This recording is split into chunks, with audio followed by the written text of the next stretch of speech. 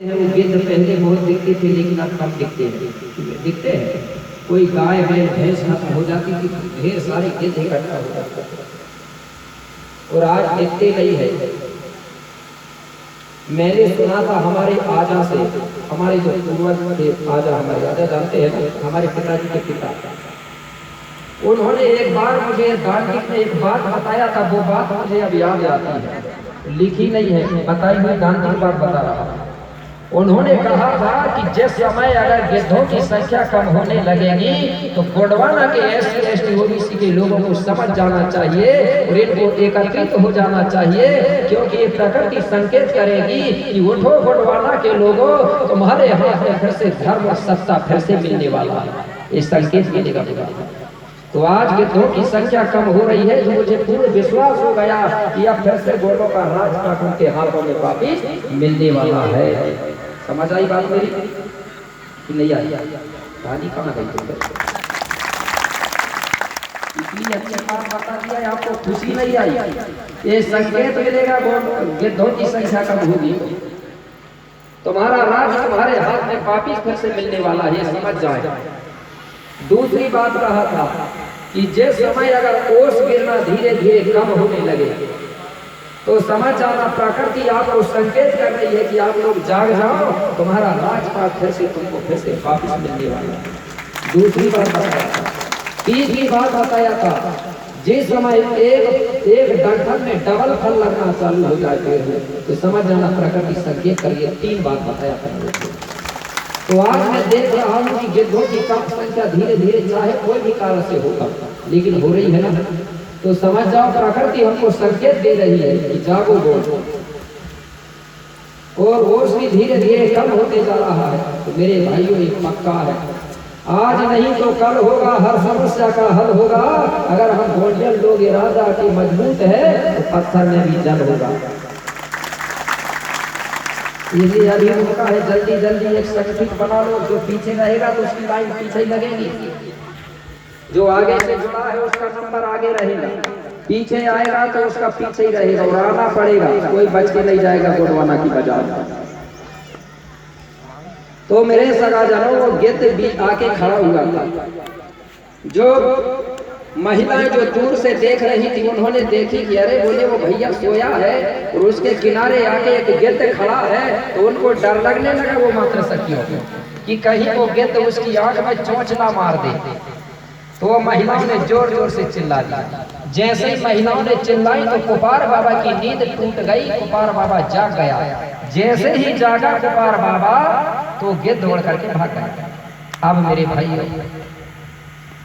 Cooper बाबा सामने देख रहा है तो महिलाएं खड़ी थी, 4-5 महिलाएं, उनसे कहा कि बोले बहन तुम इतनी जोर जोर से क्यों चिल्ला रही थी? बोले तुमने मेरी पूरी नींद खराब कर दिया। बोले मैं आराम से सो रहा था। वो हाथ जोड़ के कहने लगी बाबा तुम्हारे किनारे में एक गिद्ध खड़ा था, हमको डर लग रहा था कहीं तुम्हारी आंख में चोंच ना मार दे, इसलिए बोले हमने चिल्लाया। जब हमने चिल्लाया तो तुम्हारी नींद जागी और तुमको देख करके वो गिद्ध भाग गया। अच्छा बोले ठीक है। अच्छा बहन ये बताओ बोले तुम कौन हो, कहाँ रहती हो, कहाँ से आई हो? वो महिलाएं कहने लगी बाबा यहाँ से कुछ दूरी में बोले अनाथ आश्रम है, हम उस अनाथ आश्रम में रहती हैं और हमारी जो अनाथ आश्रम की मुखिया है वो रायतार जगदाई है, हम सब महिलाएं उसकी सेविकाएं हैं। बोले बाबा कृपा करके आप अनाथ आश्रम चलिए और हमारी जो मुखिया है रायतार जगदाई उससे मिलिए। इस प्रकार से उन्होंने अपना परिचय दिया और ले जाने के लिए बोलती है। कुपार बाबा कहने लगा ठीक है, बोले अगर आपकी इच्छा है तो चलो। बोले मैं चलने के लिए तैयार हूँ। तो मेरे भाई वो 4-5 जो सेविकाएं थी जंगोदाई की, उन्होंने कुपार बाबा को लिवा के कहा ले गई रायतार जंगोदाई का अनाथ आश्रम। वो अनाथ आश्रम ले गई। वहां जब कुपार पहुंचा तो रायतार जंगोदाई से की चर्चाएं। रायतार जंगोदाई कहने लगी बाबा आप कौन हो, कहाँ जा रहे हो? कुपार बाबा कहने लगा बोले देवी मैं पूर्वाकोट गणराज के राजा पुरुषु का बेटा हूँ, मैं सत्य और असत्य की खोज करने के लिए निकला हूँ। और बोले आप कौन हो जो कि ये भयंकर वन में रह रही हो, ये वन में रहने का कारण क्या है? रायता जम्बूदाई कहने लगी बाबा मेरी जीवन अगर गाथा में बताऊंगी आपसे तो बोले मेरे आंखों में आंसू आ जाते हैं। बोले विस्तार से मत बताओ, संक्षेप में बता दो। तो क्या बोले? बोले सुनो बाबा मैं अपना परिचय दे रही हूँ। तो जम्बूदाई अपना परिचय देते हुए बोली कुमार बाबा से कि मैं कौन हूँ सुनो। मैं राजा कुशाल की कन्या हूँ। बोले बाबा मैं राजा कुशाल की कन्या हूँ और अदल कोट में ब्याही। अरे सर पे डसो पति प्राण तजो यही कारण घर से भगाए।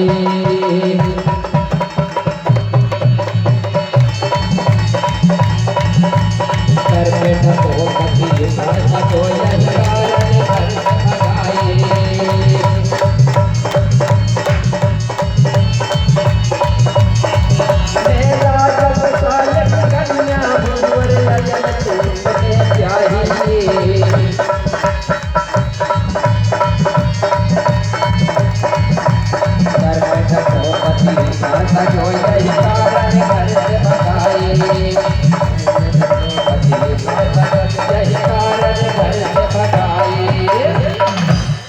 बोले मैं राजा कुशाल की बिटिया हूँ। मेरा विवाह अदिल कोट में हुआ था। मेरा पति का नाम था सडलोर। जब मैं मेरे ससुराल गई मात्र ससुराल में मैं 3 दिन ही रुकी। 3 दिन के अंदर ही अचानक एक काला नाग आया और मेरे पति देव को डस दिया, काट दिया। मेरे पति देव ने प्राण त्याग दिए। मेरी सास को जब ये पता चला तो मेरी सास मुझे दोष लगाते हुए बोली ये नई नई बहू आई है, 3 दिन ही रही है, इसने मेरे बेटा को खा गई। ऐसा करके सास ने दोष लगाई और मुझे घर से निकाल दिया। जब मैं घर से निकली और अपने पिता के पास पहुंची तो पिताजी ने कहने लगा बेटा बोले मैं भी तुझे नहीं रख सकता, नहीं तो दुनिया के लोग क्या कहेंगे कि कैसा बाप है अपनी बिटिया का विवाह करने के बाद भी घर में रख रहा है। इसलिए बोले मेरे पिताजी ने यहाँ आश्रम बनवा दिया। मैं इस आश्रम में रहती हूँ तो बड़ा दिन का समृद्ध ध्यान करती हूँ। रात दिन यही सोचते रहती हूँ आज मेरा पति खत्म हुआ तो मुझे जिंदगी भर बेवा बन के जंगल में रहना पड़ रहा है। अगर मेरे अलावा और दूसरी कोई महिला का पति खत्म होगा तो क्या उस महिला को भी बेवा बन के रहना पड़ेगा। ये चिंता बनी हुई है। मैं इसी के बारे में रात दिन सोचते रहती हूँ। मेरे सगाजनों आपको मालूम होगा जंगो रायतार दाई के पहले जब किसी महिला का पति खत्म हो जाता था तो उस महिला को जिंदगी भर बेवा बन के रहना पड़ता था बिना पति का। ये अधिकार रायतार जंगो दाई ने महिलाओं को दिलाई गौड़ समाज में कि आज अगर गौड़ समाज की महिला का पति खत्म हो जाता है तो दूसरा पति बना सकती है। आज की नहीं बना सकती, बना लेती है। अपना देवर जो भाई का भाई है अपना पति का भाई से के नाम से चूड़ी पहन लेते कहते। और ये समय जो है शंभू बाबा का 44वां नंबर की पीढ़ी चल रही थी। उस समय की बात बता रहा हूँ। 44वां मध्य जोड़ी जो शंभू और गौरा की जोड़ी थी उस समय की बात बता रहा हूँ। ये रायदार जम्बूदाई ने महिलाओं के लिए आंदोलन किया था। उस समय शंभू का राज चल रहा था। आज भी कोई गलत करता है राजा तो आज हम भी रैली निकालते हैं। तो शंभू का और गौरा का जो राज चल रहा था उसमें एक व्यवस्था थी कि अगर कोई पुरुष की पत्नी खत्म होती थी तो वो दूसरी पत्नी बना लेता था। लेकिन अगर कोई महिला का पति खत्म हो जाए तो उसको बेवा बन के रहना पड़ता था। इसलिए रायदार जम्बूदाई इस बात को सोच रही थी। बोले अन्याय हो रहा है शंभू।